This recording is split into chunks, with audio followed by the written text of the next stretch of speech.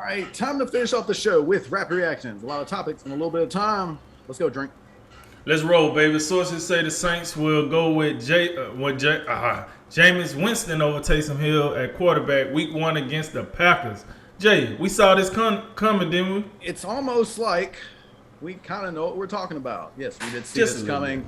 coming. Maybe it has to do with like Sean Payton, like just being somewhat respectful to Taysom Hill, who is just you talk about just honorable service. He's been doing yeoman's work down there in all the positions, so maybe that had to do it. But I think there's no question this is the right move for the Saints. The Chicago Bulls have sent forward Laurie Markkinen to the Cleveland Cavaliers in a sign and trade. Is that a bigger acquisition for the Cavs or a bigger loss for the Bulls? I'm gonna go with bigger acquisition for the Cavs. I don't know what exactly happened with marketing with the Bulls, but I think he kind of got lost in the shuffle. I think like a year or two ago we was talking about this guy, like one of those European shooters coming out of Arizona, and he seemed to be the goods, and then all of a sudden he kind of disappeared in the mix. So I think the Cleveland Cavaliers really did a good job to acquire a shooter of his size and his skill to put together with some of the other young guys on the roster.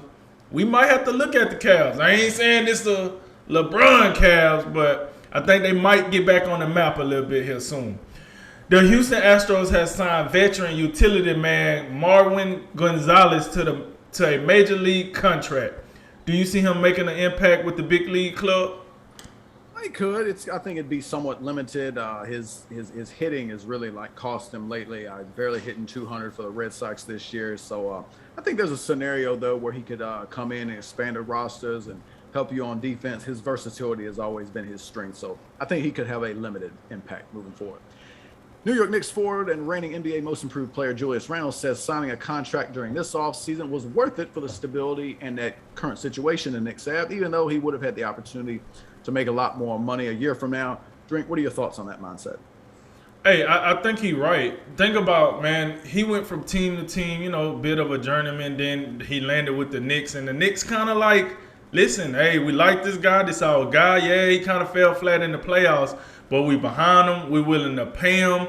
He didn't got the most, I think respect across the league being with the Knicks. So why not? Team gamble on you. You stay with them. Yeah, you take a little less money and see what you can do with your career. Because you never know. I think a lot of players mess up when they chase the money and go to these horrible teams. And then you never make it back to a spot where, I could get a championship. So I think Julius Randle is doing the right thing, and I respect it. Seattle safety Quantre Diggs has been holding out a practice this week as he continued to seek a contract extension, and he also tweeted, "Can't deny me what I deserve" on Thursday. What do you make of this, Jay? Yes, they can deny him what he thinks he deserved by simply not paying him. And also the angle Pete Carroll had like, well, it's within his right to do this. Guys, I'm sorry, but I hate to bring them back to the real world. Drink, I guarantee you, if you start like, if you perform a holdout or something, they got a name for people like that. It's called the unemployed. It's called you're fired. I can't do the Donald Trump accent, but you know what it is on The Apprentice. I just don't understand some things like this. I just don't quite get it. Yesterday, Manchester United confirmed that the club has reached an agreement with Juventus FC for the transfer of Cristiano Ronaldo. It's a big move for Manchester, right? It is. Manchester United is the club, if everybody know it, that Ronaldo started at. It's the club that made him a superstar. He spent 7 years there. And that's the club where he won multiple titles. And it made him the global superstar, the number one guy.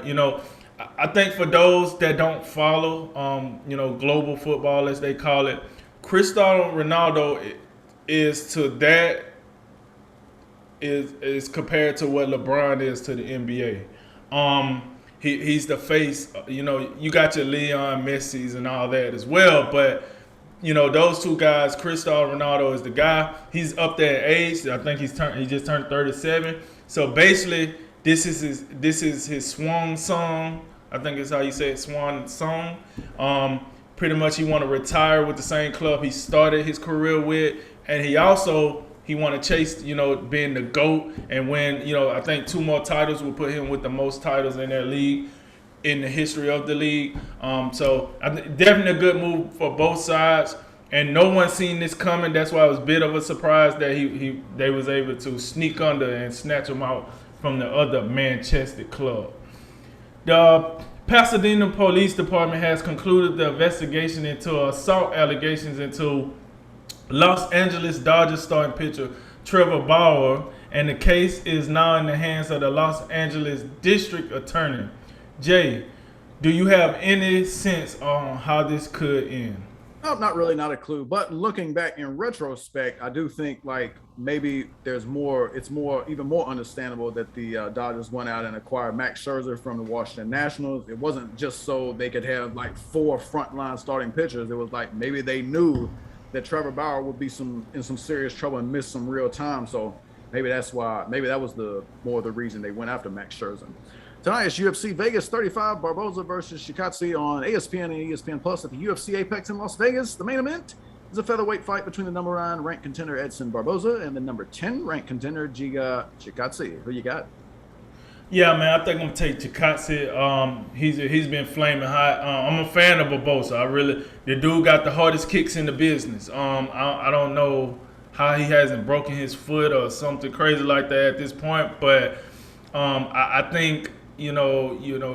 Chikadze, he has what I would say a well-rounded skill set, and I think that might come, probable here.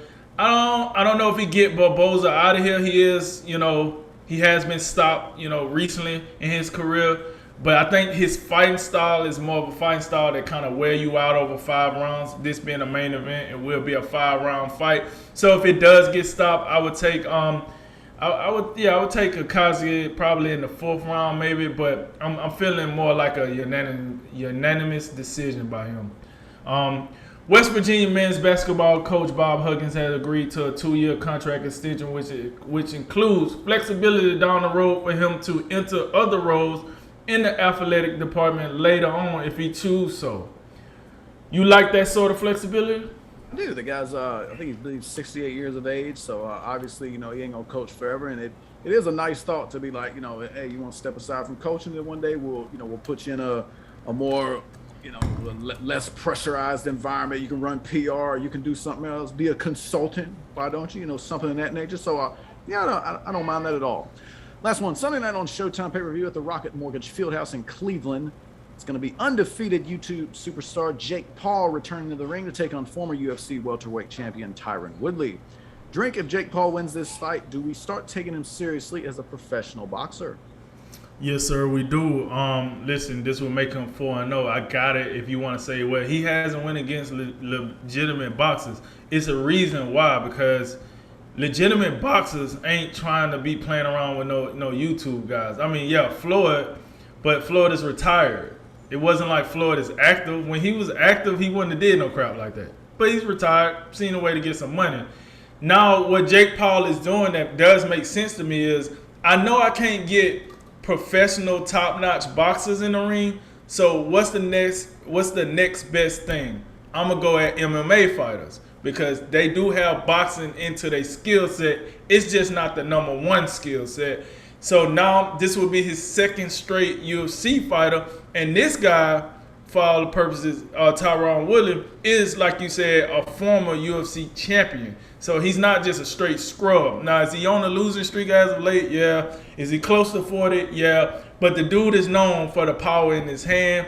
Jake Paul is trying to make this serious.